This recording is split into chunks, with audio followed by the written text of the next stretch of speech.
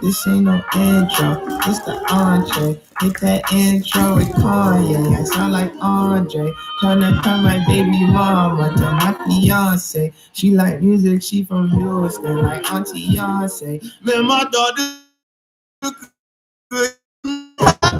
You ever find another, you better love her. Man, I swear my life is perfect. I can merge it. If I die, I'll probably cry on my own surface. It was a dream. You cannot mess with the beat. This is like this many rings. Y'all know what I mean. This is for the kids of the king of all kings. This is the holiest thing. This is the beat that played under the word. This is the shit that ain't like what it heard. This is officially first. This is the third. This is a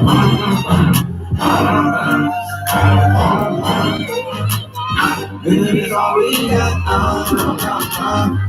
So we might as well give it all we got. This is a good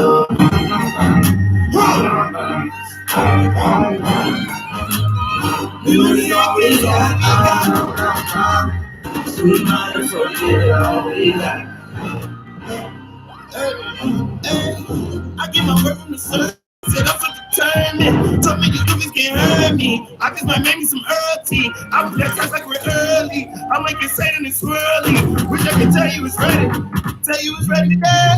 They don't give nothing away. You gotta fight for your way. But I don't give nothing away. Cause at the end of the day, music is all we got.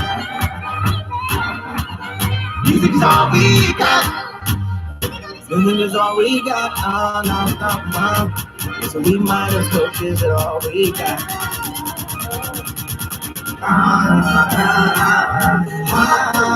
Music is all we got.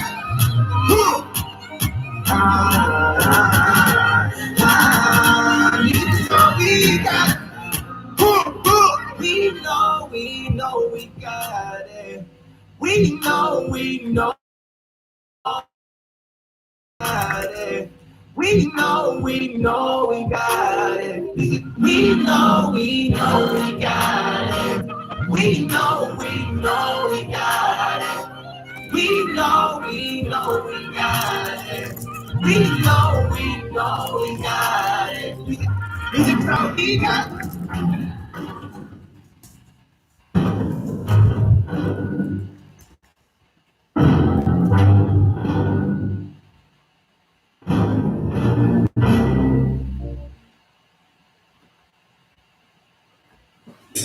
All right. For everyone that's just joining, we're just doing a couple-minute wait. I'm playing some music while people join. We're going to get started in the next couple minutes here. So everyone hang tight and enjoy some music in the meantime.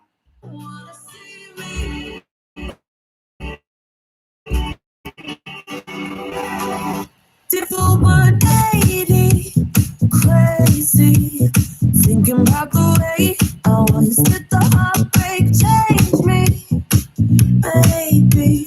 But look at where I ended up. I'm all good already, so moved on. It's scary. I'm not where you left me at all. So if you don't wanna see me dancing with somebody, if you wanna believe that anything can stop me, don't show up, don't come out, don't stop caring about me. walk away. You know how.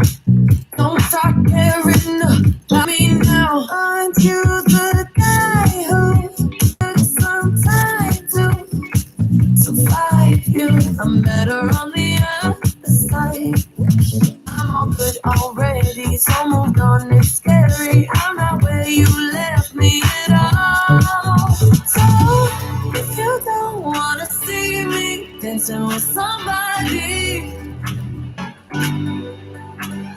if you wanna believe that anything can stop me, don't show up, don't come out, don't stop caring about me now. Walk away, you know how. Don't stop caring about me now.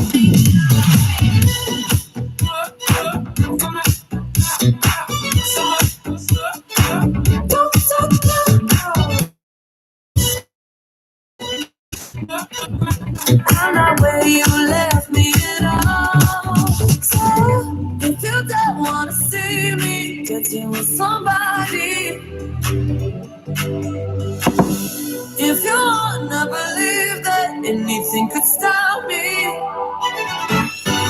don't show up, don't come out. All right, everyone. Well, it looks like we have all of our speakers present, and people are slowly starting to trickle in as we get started. So we're going to kick things off. So just as a little bit of context setting, first of all, welcome everyone. Thank you for joining this Clubhouse room.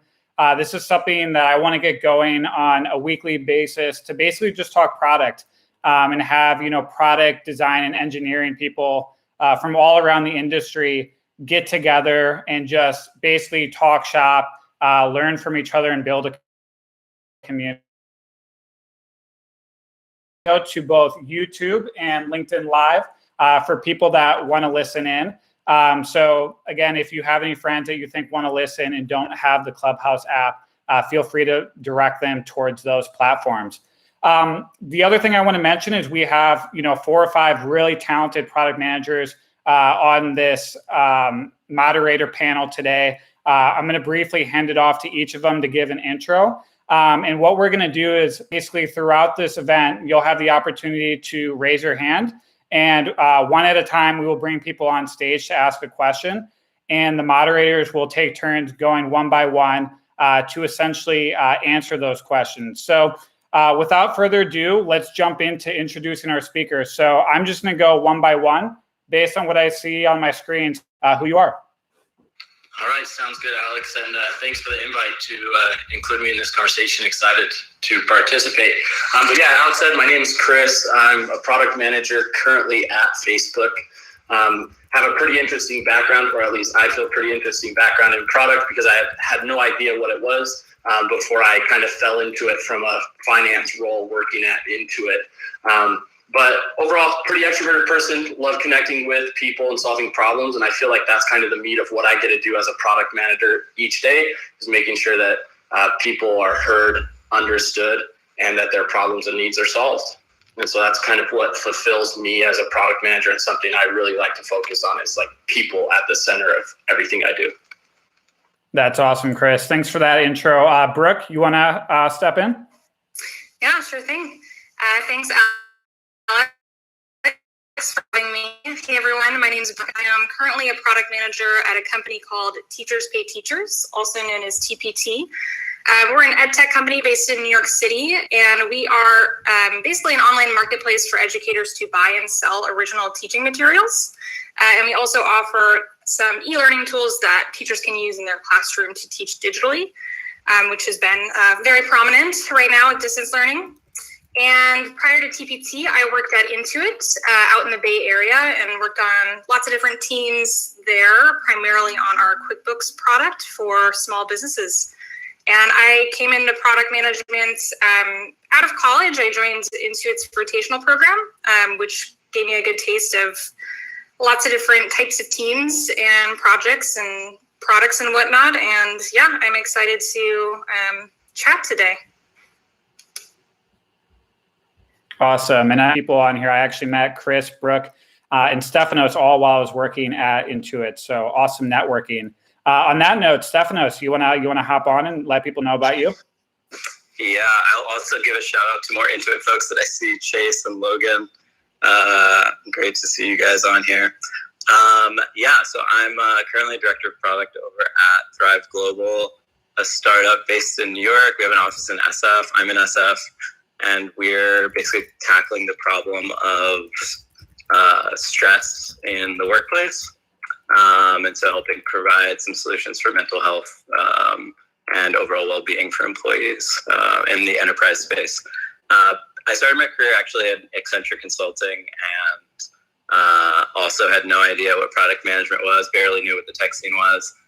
Went to a hackathon in New York, and into learning a lot more about the tech scene and fell in love with all of it. And so quickly made the switch and have been working in product for a while now, several startups, and then obviously Intuit as well, which I know a lot of people hear from. Awesome. Appreciate that background, Stefanos. And yeah, obviously with COVID and so many people being dispersed throughout the country, mental health is a top priority for everyone. So it's awesome to hear that you're working on a company bringing solutions to people for that. And let's sum it up. John, you want to bring us home on the speaker intros? Yeah, man. Thanks so much for the opportunity tonight. Christopher, Brooke, Stefanos, nice to virtually meet you guys. I see a couple familiar faces in the audience. Michelle, Anastasia, Sarah, let's see, Damon. If I missed some of you guys, just kind of scanning through real quickly. So thanks so much for coming through. I have been fortunate enough to join Amazon 4 years ago. I've been a senior PM working on a really cool customization platform, like product customization for products across Amazon. And it wasn't too long ago, about 6 years ago, I was in a much, much different place in my life. I was super broke, super depressed. I was working at Best Buy for $12 an hour. I had no idea what the hell product management was. I was totally lost in my life. And I spent a large portion of time kind of strategizing, reinventing myself and getting to the place I'm at today with Amazon. Awesome. Yeah. And super inspirational story. For those of you, who don't follow John yet, I think he is, case in point of, finding an opportunity to break into big tech, to learn about, a new industry. So again, thanks for, the actual background from everyone here. I think, as you can tell from this panel, we have a great variety of people coming from both big tech as well as, startups and people doing their own projects. So I think we will be able to answer almost all of your questions in detail as a result. So at this point in time, I'd like to open it up to the audience and start with the AMA. So let's give a few moments. Does anyone have any questions or anyone want to kick us off? And if no one raises their hand, I will start asking questions to our speakers directly. So feel free to take a few seconds. All right, so I'm not seeing any hands go up right away. So what I'm gonna do is I'm gonna start with a question for our panel. In the meantime, for those of you that are new to Clubhouse, if you wanna ask a question, essentially all you do is you click that little button at the bottom that's got the hand in front of the sheet, and it'll allow you to ask the question. So what would you say is both your favorite part of being a product manager in your day-to-day, and then what is one thing about product management that you think is actually very difficult and a lot of people don't understand? So feel free to flash your mic if anyone on the panel wants to start. All right, John, let's start with you. All right, man. So I think the favorite part for me is working through user experience workflows. First uncovering the pain point of the customers, like that for me is super fascinating. And then really dig into how can I, from a workflow perspective, get this thing from end to end working and as simple as physically possible, so I don't need any instructions or disclaimers. I'd say the meetings. A lot of meetings, and you know, at any of these companies, you have a lot of politics involved as well, right? Some good, some bad. You're just kind of dealing with that. It's kind of the par for the course, but. Yeah, no, totally fair point. So I saw Stefanos and then Chris. So Stefanos, you want to add some context as well? Yeah, I'll jump in, but I was also applauding John or agreeing with John. Oh, I forgot that's the applaud. Yeah, so I think my favorite part, I also agree with John. I was also leaning into just like overall trying to deeply understand the problem. I think it's like, I think it actually answers both of your questions. Really trying to spend time to really nail what problem you're actually solving is super hard and also very rewarding and part of what I love doing. You know, that a lot of that is even, you know, doing market research, competitive research, and then most importantly, like doing really in-depth user research and really just understanding what makes people click, you know, tick, and then taking that problem and actually creating some solutions for them to solve that. So yeah, for me, I think it's really trying to tackle the problem space. Awesome. And then Chris, did you want to add something, and then we'll hop over to Daniela for our first audience question? Yeah, I'll try to keep this simple because I think Stefanos and John both basically hit the nail on the head.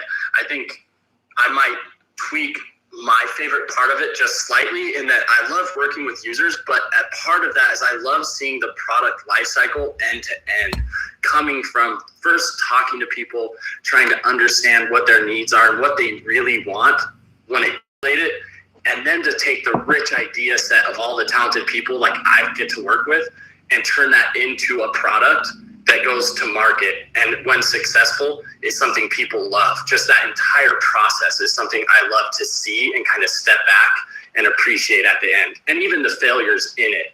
And I think like on the side that's hard, maybe a nuance or something I'd add that's different is failure. I think that a lot of people in product that I've worked with and mentored come in and they're excited, and then their first product or idea fails. And it's like, there's a really important way to fail. It's important to learn to fail and how to take the learnings from that failure and apply it to the next process. And oftentimes failure is success because you validate an idea or you invalidate it really quickly. Yeah, love that quote on failure. I think it's key to, you know, truly unlocking your potential as a PM is learning. No, let's hand it over to Daniela. I saw you were the first with your hand up. Would you like to ask a question to the panel? Hi, first of all, thank you for creating this space. I think it's awesome. Nice to talk to everyone. I wanted to ask a little bit more John specifically, because it's very coincidental. I was reached out by Amazon recruiter, and she told me she liked, you know, my LinkedIn or whatever, and then she sent me a couple of roles, but unfortunately they are kind of all technical. So big tech, how important it is for you to be technical, and yeah, that kind of situation. Yeah, thanks, Daniela. I mean, so I can only speak for Amazon, you know, and other people can weigh on this point. But I think, you know, the recruiter has a vested interest to find a role for you that is valuable for you, good for you. So don't be shy about kind of reaching back out to them and saying, you know, look, these are not really a good fit, and I'm looking specifically for X. That will help them kind of navigate the waters or pass you to a different recruiter. As far as being technical at a tech company, I think one of the biggest misconceptions is that all these roles out there have to be technical, especially in the PM side of things. There are technical PMs and there are non-technical PMs. Both are equally valuable. Both serve different verticals. I am on a team that is a highly technical team, and I do have a little bit of a coding background, but I literally don't use that at all during the day, and that's not a prerequisite for my role. Like, my job is to uncover the customer pain, articulate the problem, develop the solution, and then work that we get out of it. So you don't need to be technical. Yeah, I would almost even say, like, maybe it's a stretch, but I would almost say the vast majority of product managers are pretty non-technical. Like I know SQL. I used to be a data analyst, and that's as technical as I get. And at times, like I find like I'm maybe most technical PM amongst my peers at some companies that I've worked at. And so yeah, I would say don't be afraid to push back on finding a less technical role in PM. Love that. I would plus one. I had absolutely no technical background coming into PM, and that really freaked me out at first, especially coming into my first job. And I found that you really don't need that. I think what's important is if you're worried about it, then just reaching out to someone who is a software engineer and maybe just talking through your concerns and seeing if they can kind of help answer your higher level questions that you might have, or how they like to work with PMs, and you might get a better sense of actual things that might be more applicable in your day-to-day working with engineers. But I think it's just more important to understand higher level implications of what you're building and being able to work with your dev team rather than needing to know, how to code and all that good stuff. So plus one. Awesome. A lot of great responses there. Thank you again for the question. I think we're going to hop over to Sarah now, just because I saw she was the next one. As a side note, too, I'll probably bring people off the stage. If you have another question, feel free to just raise your hand again, and we'll bring you back around. So on that note, Sarah, would you like to ask your question? Hi there. Yes. Hi. Thank you so much for having me. John, thank you for the shout out. Much appreciate it. My question too is, I consider myself a newbie in the project manager role because I've been in it for 3 years and I have no technical background skills at all whatsoever. But I just wanted to know, I want to take my career to the next level and really grow more into this role. What would you suggest? Go into another startup company, mid-size, or go to a more large company like Amazon or whatsoever? If there's any room for like growth and learning, just want to know what the pros and cons are. Thank you. Awesome. Chris, you want to take that one? Yeah, I can take a little bit of a stab at it. So I think that there's no one perfect path for learning. I think you can learn a lot from a big company, just like you could from a smaller startup. And to give an example for that, I went into it as a financial analyst, worked on the corporate strategy and dev team, and was able to get a role in product management, but at what you would call like one of the smaller sized companies owned by Intuit Mint. There was a product team of, I think there's like 6 of us, plus or minus 1 or 2. And I worked on a monetization platform. No one at Intuit had ever worked on a product or a monetization platform before. And so even though it was a relatively large company, it was still all of us learning on our own. And so I'd compare that a little bit to what I'd imagine a startup life is like and the startups that I've helped consult with. And so in that world, you learn a lot by self-teaching, trial and error. I've since switched to Facebook, a much larger company, and I worked initially on Messenger user growth, a robust existing product that's found product market fit. And I still got to learn a lot because I worked with managers and people and so I think it really comes down to like, what are the tangible skills you want to learn next and how do you want to get them? I'd say like a bigger company, you'd probably have more opportunity to learn it from someone who's been there and done that. And I'd say from like a startup, you're going to learn it kind of by trial, by error, baptism by fire, where you just kind of have to put on a lot of hats and figure it out. And so I think there's pros and cons to each method, and I think there's opportunity to switch back and forth and maybe try it at both. John, you want to hop in too? Yeah, so thanks for the question, Sarah. Nice to see you in here. I look at this as like 3 different buckets, right? You have small, medium, large companies. And the lens that I view, the kind of angle that you should take, and keep in mind, this is just a single data point. But for me, the most valuable thing on earth is time. And so if I'm going to work for a company, I need to be paid extremely well because my time is extremely valuable. And if you're working for a top tech company, you are both going to be able to get paid really well and be able to grow and have a lot of different angles to grow. The problem when you join a small company, in a lot of cases, unless they're a rocket ship or moving towards IPO, going to promise you the world as far as compensation in the future, and 9 times out of 10, you're not getting that compensation. Or the team is so small that you don't have that upward mobility. So it's really important for you to look at the horizon and say, like, how much can I move in this organization? Or do I literally have to wait for Joe to retire before I can take over the only other product manager role at the company? So just keep that in mind. Yeah, and I was going to offer also that, and I think me and leaning towards go to a larger company, is that I think at a larger organization, because you have so many other people that are working there, there's a lot more space for you to like have mentorship, fail, learn.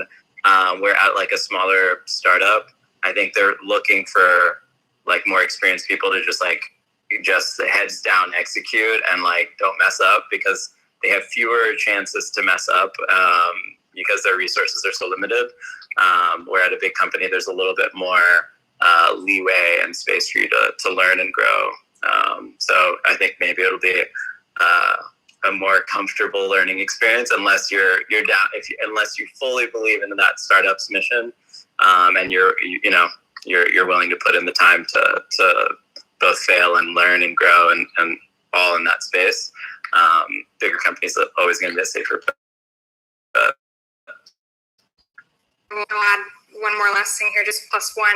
I went from like a 10,000 person company to like a 150 person company. So it's definitely been a huge change for me, but I feel like I have learned so much in the past year that I've been at the smaller company. And I think at a smaller company, you get a lot more breadth, I would say, in the types of things that you can dive into and experience. And I think just generally moving around and working somewhere else too, even if it's internally on a different team, you meet other people and you get to learn from different people and different product managers, which has also just taught me personally a ton.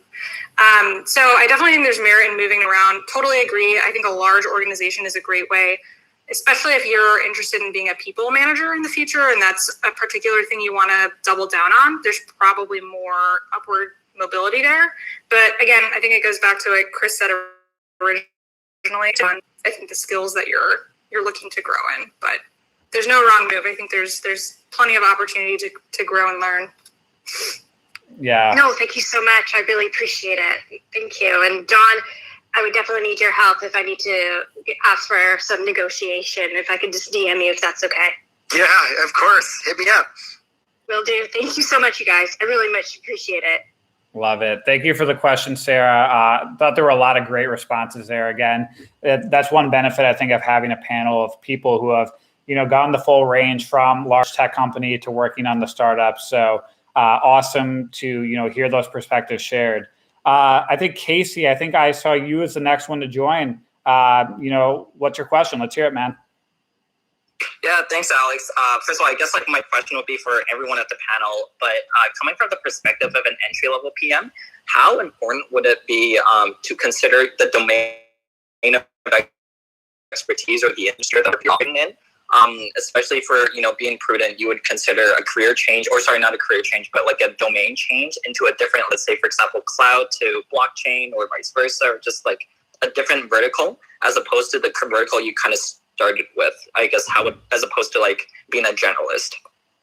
Yeah, I'll maybe start off and then happy to hand it to some people. So, in my career, I've had an opportunity to kind of try a few different sort of domains. So, starting at Intuit, obviously, it's working a lot within fintech, personal finance. LinkedIn, on the other hand, is like a social media platform. So I can give my take, and it may be somewhat biased, but I think there is some benefit to exposing yourself to some breadth early on in your career, right? For instance, by switching from a fintech company to social media, there's just slight differences and intricacies with your career. It's like, hey, I want to be the AI PM, or hey, I want to be the fintech PM. Like, I think those can actually be good in the long term. But I think early on, exposing yourself to a breadth of opportunities is a good idea. And the last thing I'll say about this is I think the larger companies especially recognize this fact. And this is why I think you see a lot of the big tech companies do these rotational programs. I know I started on a rotational program at Intuit, and it allowed me to basically see different domains and areas. So that would be my advice. Aim for some breadth early on. And then once you find that domain, dive right into it. But interested to hear what everyone else says. And I think Stefanos, I saw you clapping your mic. So you want to go next? I'm just applauding. I keep forgetting that's like for those of you that are like new to Clubhouse. You need to learn the lingo here. Yeah. Clubhouse way. I'm the noob for this platform. So that happens when you have the guy that twice try to run it. But I guess on that note, does anyone want to add any thoughts? I'll add one. I switched industries as well. One thing that stuck with me, I read a book once called The Defining Decade, and it's all about how the 20s are this really important decade in your life. And I remember one thing that they mentioned was that when you're in your 20s or you're younger in your career, you're much more likely to be hired for your potential rather than your experience or your expertise in something. And so I totally agree with Alex. I think it's really, really important to think about while you are younger and you have all this time to just learn, and you're more likely to get hired even if you don't know anything about the ed tech space or whatnot. That's probably a great opportunity to go learn about something that's really interesting to you. As you get older and as you also grow in your title and whatnot, it's probably going to be a little bit harder to, I think it's just something that's probably easier when you're earlier in your career. So I would definitely recommend it. Well said, Rick. Yeah, and I don't know if Stefanos or John, if you're just applauding or you're going to speak up. Go for it, Chris. I was going to speak, but go for it. Okay. A general rule of thumb that I've heard from like a close advisor in the product management space is there's a general rule of thumb of 3 roles. And so if you take 3 roles in a row as like a growth product manager, most people will probably look at you as a growth product manager. If you take a role as a growth product manager and then you switch over into like a 0 to 1 new experiences role, you're not going to necessarily be seen as either. If you only have 1 or 2 roles in fintech, you're probably not permanently branded as fintech. But once you have like several roles in a row, like 3 or more, probably the extent or the majority of your offers and opportunities make sense. And so I kind of look at it as like what Brooke talked about, is like while you're younger, look at learning. Don't be afraid to try and expand across different roles. Because just because you've done it once and you haven't done it 2 or 3 times doesn't mean you can't go back to growth or to fintech. But once you have several roles and jobs in a row, that's when I think you're getting to the point where people see you as that specialty. Yeah, I was going to add, actually, I might be, I feel like I'm on the other end of the spectrum. I have basically dabbled in so many different industries. And like I've done like 2 marketplaces, one in the event space, one in the like industrial labor space, as well as fintech with Mint, and then ed tech, and now I guess health tech. I also have that same question, Casey. So great question. I mean, even now later in my career, I'm also thinking like, like what do I actually like? What am I like trying to like zoom in on? But I found that overall, like, because our job is essentially like, again, like we talked about at the beginning, is really just like defining problem space. You can hop around really easily as long as you're good at, finding, defining that problem space and executing on solutions. Yeah, a bit of ramble, but I don't know where I'm going. But basically, I've done the like other end of it where I just continue to hop around. So I don't know. I'm also asking the same question to myself. I love that. Yeah, that's awesome to hear. Thank you to everyone. I think everyone's answers honestly across. Awesome. Thanks again for the question, Casey. Austin, it looks like you're up next. Full transparency, everyone. Austin is my little brother. He's staying with me in San Diego right now. And I was like, hey, you got to come. You got to come to the audience just in case it's a dud and no one shows up. We'll have at least like one person asking questions. So, Austin, over to you, man. What's your question? Yeah, well, for starters, happy to be here with all you guys. But as Alex said, yeah, my name's Austin. But clearly, product management has had a large presence in tech. But I've worked in some product management roles within retail, and at times felt that that role was still kind of evolving and being defined. So as product management departments continue to form in other industries, whether it be retail, fashion, finance, what are some of those key, maybe universal responsibilities that you would say would be expected of product managers? I was happy to lend some 2 cents to start. Cool. I guess while you guys gather your thought, I actually have thought about this a lot. I know for me, at least, like growing up in the Midwest, there's like not really the same idea of like tech companies that there is in like Silicon Valley or like even, out on the East Coast and like places like New York City. And so the role of product manager very much was, new to me. It was never explicitly taught to me at any point in college. Growing up, I don't think I knew a single person that, actually had this role until I was like a junior and senior and like actually trying to interview for some of these tech company roles. So that would just be my first comment, is acknowledging that, this idea of product manager is still something that hasn't been fully defined within, every company out there. That being said, I think there are some parts of finance that are universal that can really fit into any sort of role at any company. And regardless of whether that company decides to call it a product manager or a program manager, like they do at Microsoft, for instance, or whatever you want to call it, there's a few things I think that product manager can do. So one is that I think you can be this connective tissue between all of the functions. And I think the larger you get of a company, it's really important that someone's almost like full-time role is to be that connective tissue, because otherwise you just have these disconnects. You have people that might be focusing a lot, on the actual build stage, or a party that's focused on the marketing. But if you don't have someone trying to connect those together, there's going to be gaps. And you see it in companies in teams that don't have product managers. People have to fill that void themselves. So at the very least, that role and responsibility should be very important. Is you need someone to do a lot of strategic thinking and propose ideas and help make decisions. So I know depending on varying from company to company, the level of like decision making expected of product managers varies. But I think there's something to be said about having someone who can collect those inputs from everyone else and just make a decision at some point. I think a decision is better than no decision most of the time. So having someone to do that role in any company is important.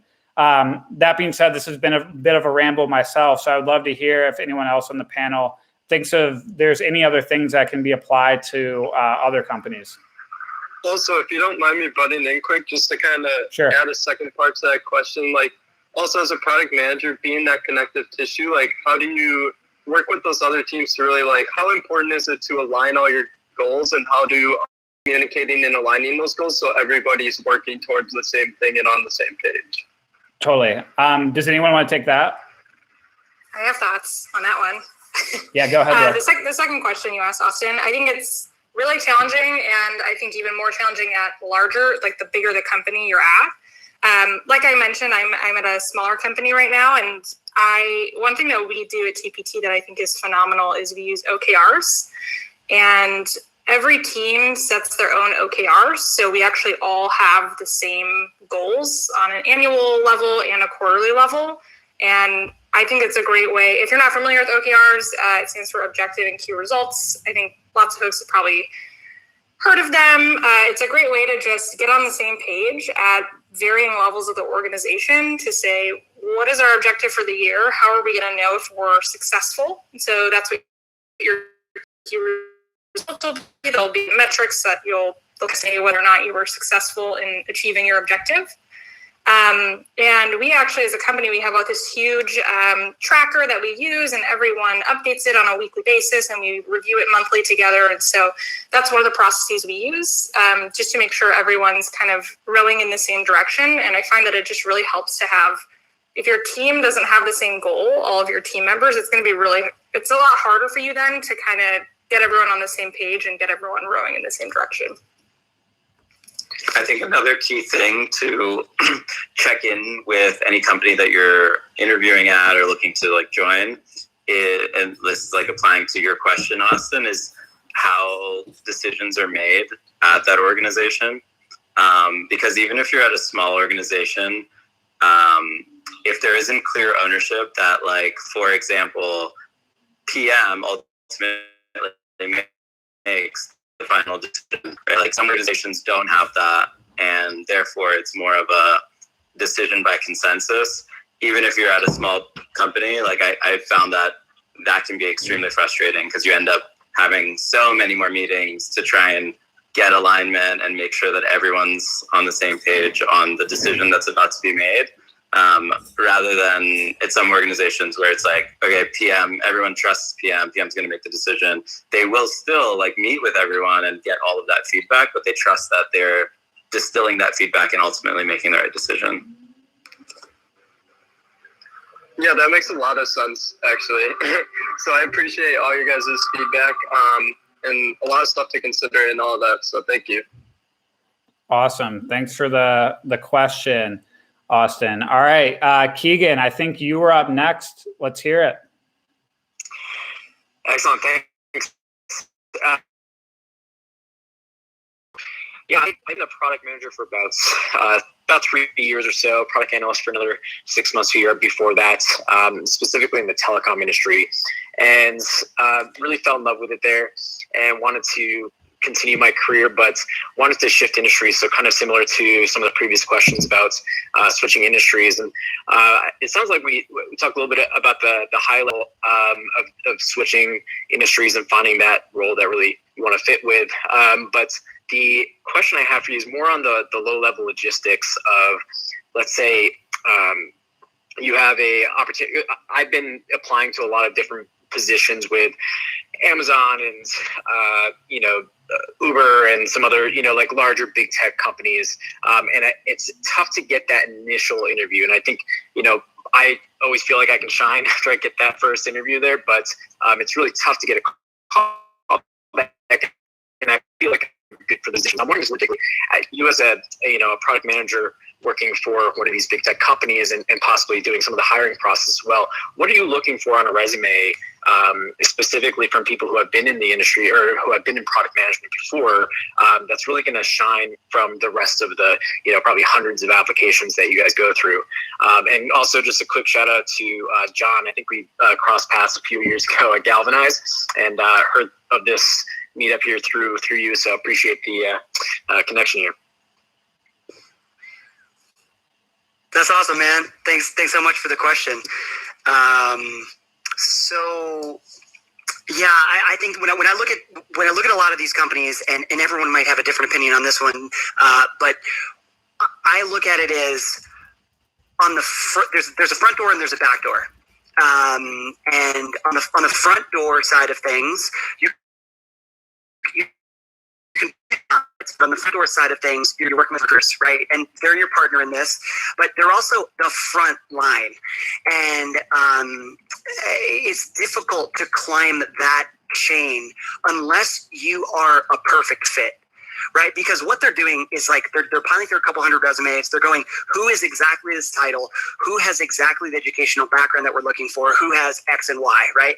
If you don't, then it's kind of a myopic focus. Like they're not drawing parallels on your resume or thinking through, how could I get this person to work for us? Because they have hundreds of people. So they're looking for perfect on the front end. On the back end side of things, if you have a relationship with, for example, Alex, or for example, myself, right? Like hit me up, hit us up afterwards. Like we can help you navigate the waters on the back end of this, find a role for yourself, and then we can make a case source, right? And that skips a lot of this front end stuff. But the way we can make a case for you is for you to be looking at a role that is as perfect a fit as possible. Still, that element of being a great fit applies. Awesome. Thanks, John. And just to follow up on that, when you say great fit, are you specifically looking at skill sets or also past experience when it comes to that great fit? So, for example, I've submitted some resumes to the Ways to Pay group at Amazon, but I don't have specific experience in that kind of payment realm, right?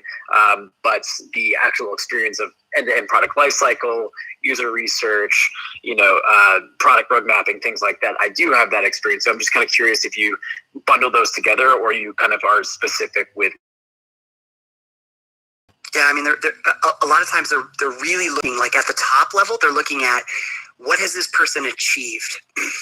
Achievement should be the resume should be very achievement based, right? I've done a lot of really cool things. I could do a lot of really cool things for you as well.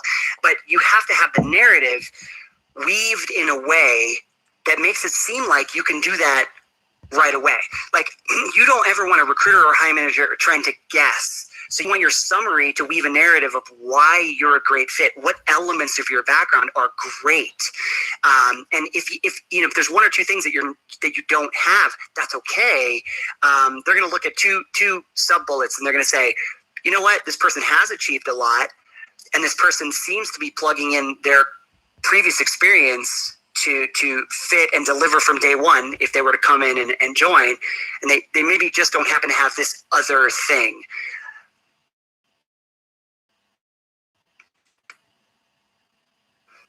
That's great. Chris, do you want to add on to that, Chris? Yeah, I'd add a little bit on, and part of that's coming from my perspective as like a very non-traditional product manager. I don't come from a top school. I didn't graduate with like the highest GPA, and I've even had people in interviews like out of undergrad be like, "Hey, you have the lowest GPA of anyone we've talked to," which, I mean, it wasn't awful, but it's like, wait, you have the lowest GPA. Why are we even talking to you? It's like, well, you saw something on my resume compelling, right? But I think one of the key pieces that I always found helpful was kind of the delineation that John used of front door, back door. The jobs that I always really wanted, I hustled and I networked and I met and talked to not just one or two people, but like my job out of undergrad at Intuit, I had talked to like 20 people at Intuit before I ever got an interview. And then once I got an interview, it felt pretty easy that were willing to talk to the hiring manager and be like, dude, we've talked to this kid. Like, of all these people, if you can't really pick a difference, well, this guy's talked to 20 of us. And so I think that building the relationships is helpful. And then I'd also add somewhat of a lens in terms of like the perfect fit is when I left Intuit, I had been working on ads and monetization of like financial recommendations for like, this credit card's best for you based on this financial data that we have on you. Like a travel card versus like rewards, like spending card on gas type of a thing. And so I thought I'd be a perfect fit for like Facebook's monetization teams. And it turns out once I got on the inside, not at all a good fit. But the one thing that really helped me with Facebook is they have an approach where you can apply as a generalist. And as long as you show and demonstrate the core skill set through the rounds of interviews, you then get brought in with an offer and can select a team. And when hiring managers and you get to find teams that are a good fit. And so I think it can vary by company to company, but I do think that getting your foot in the door with a connection helps you, like from the back door helps you get through the gatekeepers who are the recruiters. And then at a company like Facebook, it doesn't matter your domain expertise. It's more if do you have the core skill set of a PM, because then if you do, you can learn domain. Yeah, I love that. I heard a lot of common threads between John and Chris there. And I wanted to add, just one last thing, Keegan, to your point or your initial question. And I think this is an angle that maybe hasn't been explicitly touched upon. But another angle you can take into product management is trying to get in the door at a company in a partner role and trying to move into that. So for instance, when I was at Dell, I started as a software interning there as well, that he introduced me to his manager for a role. And you see this all the time in the industry. My manager, for instance, he came in, he started in business operations, which tends to be a partner role to product. And he was able to move into product and really accelerated his career after. So if you just look at raw numbers, there is just a limited amount of PM roles. Like, let's be honest, not everyone's going to be able to get into PM right out of undergrad. And I try to be very transparent with that to everyone I talk to. Like, I was frankly very lucky. And I think everyone who started their career or like even in product, to some degree, luck played into that to get into it early. But I do think there's something that you can do, if you don't have that initial luck, which is get your foot in the company and a role that works, close to product management, and try to move their way in. I also wanted to give a shout out too. So for those that aren't where we're streaming across multiple platforms, we have YouTube. We've had about 100 people come in and out through that, and another 100 hop in and out of LinkedIn Live. And we had a question from Abdul about enhancing the CV, and it sounded like we hit on that, but just wanted to give a shout out to the YouTube listeners as well. Keegan, thank you for the question. I think this was a great discussion on it. Thanks so much. Awesome. Rob, I know you've been waiting patiently as well. Let's pass it over to you. Yeah, thank you guys all again for doing this. So I'm kind of piggybacking a little bit off of that undergrad. Currently, I am in my undergrad, and I'm really, really interested in going into product management. So I was wondering, what advice would you have to someone who's currently in their undergraduate to break into PM? And for someone who's interested in APM roles and other entry-level roles, as well as internship, what really set you apart in your undergrad, and what could you do to better suit yourself for these roles? Anyone want to take that? Yeah, sure. Yeah, thanks for the question, man. I think that it all comes down to personal projects or school projects that you can try and spin and relate to, showcasing your abilities. And I think one of the most overlooked things on a product management side for people who are on the outside of product is your ability to write. So a hiring manager might just look at a handful of writing samples and say, this person writes really well. You got to think LinkedIn, Google, Facebook, Amazon. It's very, very hard to articulate, I think as Stefanos was talking about, digging into the problem. How do you articulate the problem to a bunch of engineers, a bunch of senior leaders, and then how do you write a summary that is succinct, that everyone can understand, that's no ambiguity around it? So your ability to write well is critically important. And if you can have a handful of showcase pieces of how you broke down a problem, how you came up with a solution, you could take a handful of case studies and you can say, I really hate how Uber does this with their user experience. Or go on YouTube and say, type in a particular app that you love, and people are going to love on it. They're going to hate on it, right? So take one of those core problems, that themes that keep coming up, and ideate on how you would actually solve it. So when you get on the phone with a recruiter, whether it's an internship or another type of role, then what you can do is which is very two-dimensional, right? You want to have depth in the conversation, that spans outside of the resume. John, I just have to say I love all your answers. you're highlighting things that you're right. I definitely overlook. Writing is so huge, and I definitely take it for granted, and it's something that I do constantly. And I've also gotten praised for my writing style. And so, I think, huge skill set. And then I would just add to that, I think John agreed with Stefanos. You have great insights and are obviously a great PM from brevity and clarity and communication, which is almost as equally as important as writing, especially when you're in tons of meetings. I think one thing I would add too is from candidates, at least for Facebook's APM, being able to be unique and show the ability to take risks or try things. And so John hit on this where it's hey, how do you position things that you've done to really blend into and illustrate experience that lends itself to product management? But when I think of APM candidates that have gotten through the door that I've interviewed versus those that haven't, one of the common themes I see among them is that they're unique in the sense that they've really stretched out and they've created something. They've either created an app, they found a problem and tried to solve it, whether successful or not. They've like started a club and managed it and run it. And so a lot of those things tie well into product management. And I think that that has helped those candidates step out and distinguish themselves further than just the core skill set of, can I be strategic? Can I understand a problem? Can I try to solve the problem? But it's like, hey, they've actually demonstrated that.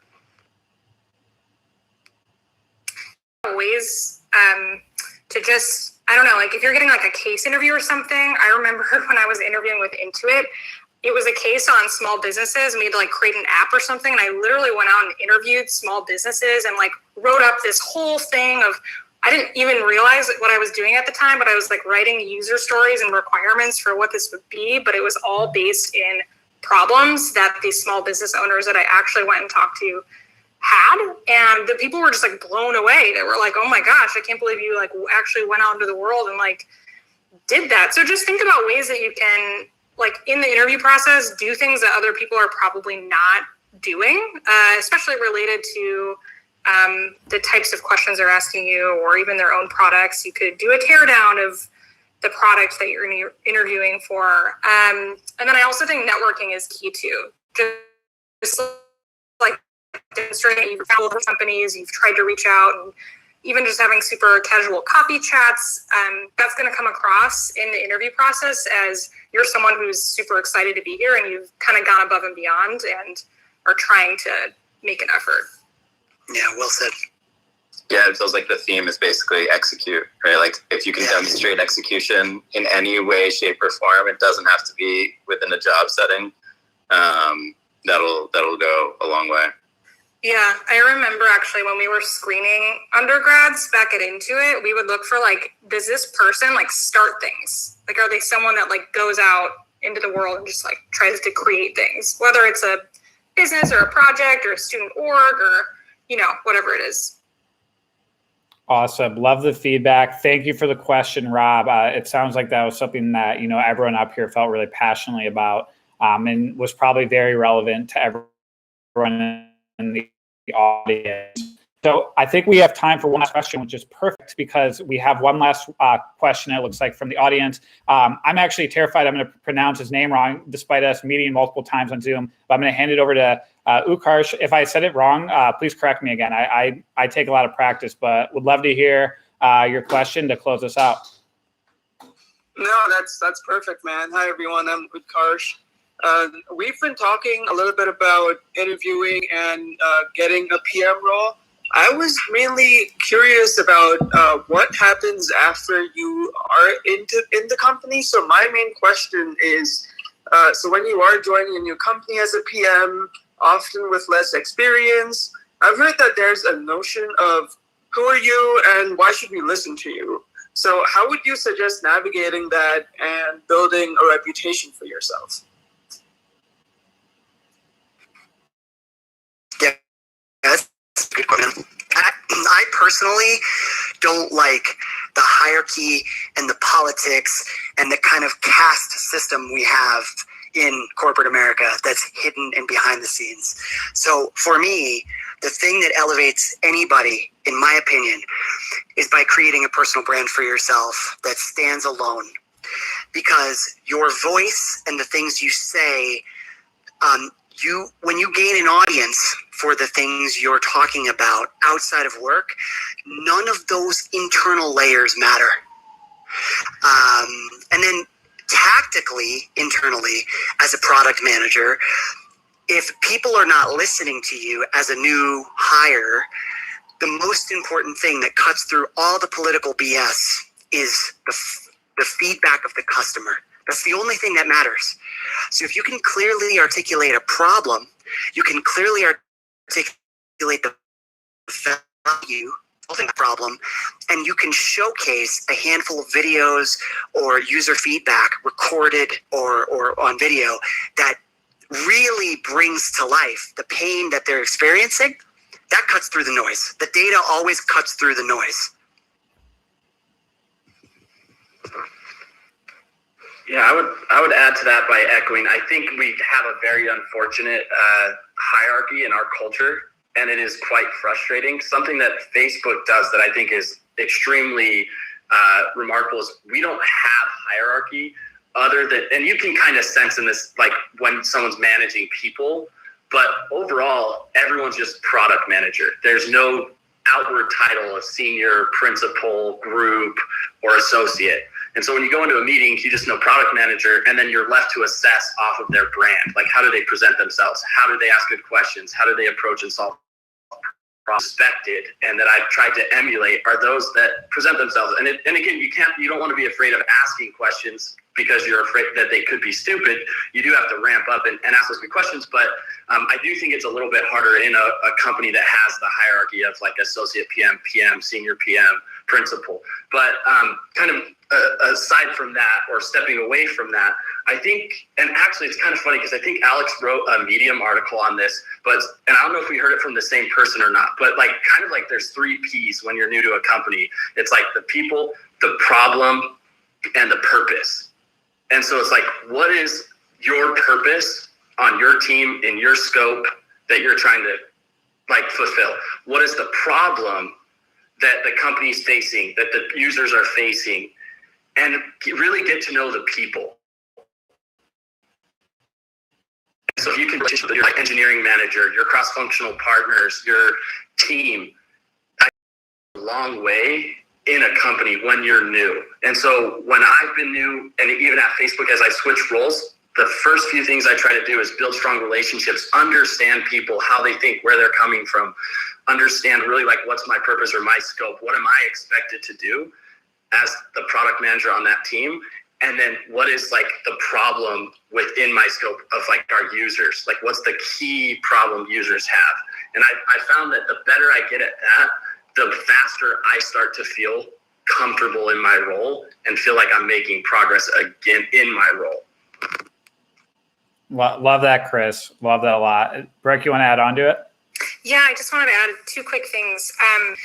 I actually remember getting some good advice when I first started out, and I felt like I faced a similar challenge. What someone told me was, if you can find a way to make small feedback loops, that's really going to help you. And so what I mean by that is when you first start out, just when you say you're going to do something, even if it's a really, really small thing, like setting up that meeting or writing a user story or like, I don't know, whatever it is, and then doing it and closing the loop with either your manager or that person, and then just growing over time in the types of things that you're taking on. I think finding ways to make those small feedback loops at first can really help just like build trust in general with different people.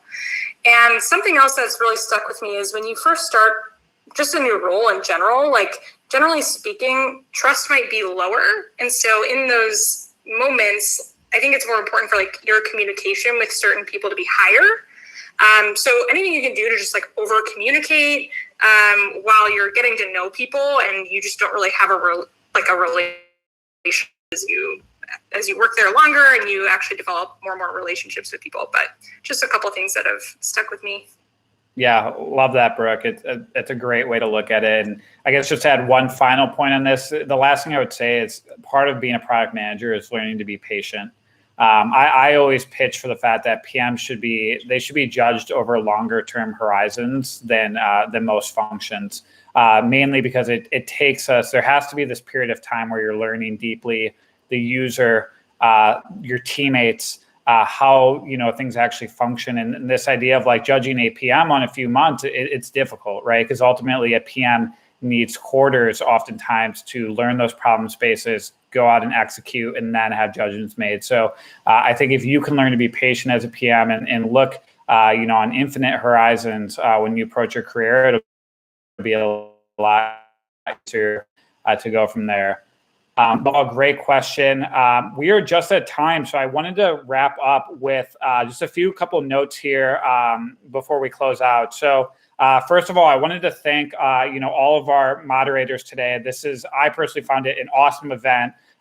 We had hundreds of people across all the different platforms, whether it's Clubhouse, YouTube, LinkedIn. So I just wanted to let you know that I personally appreciate it, and I'm sure others do as well, you taking the time to give this knowledge. So thank you all for that. Lastly, for everyone that's listening, please check out the speakers. A lot of them put out a lot of great content.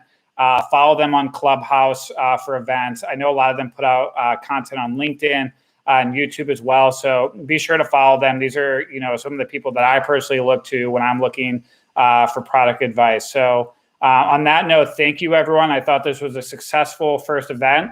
I'm going to try to do these weekly, the 100 PM lessons, sort of brand that community. So check out Thursdays at 5 p.m. I'm also doing a newsletter on LinkedIn as well. So feel free to follow that.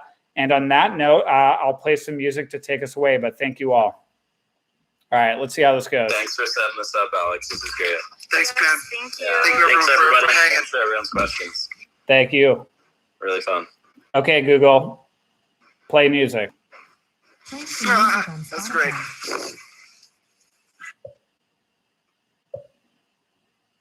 All right. You know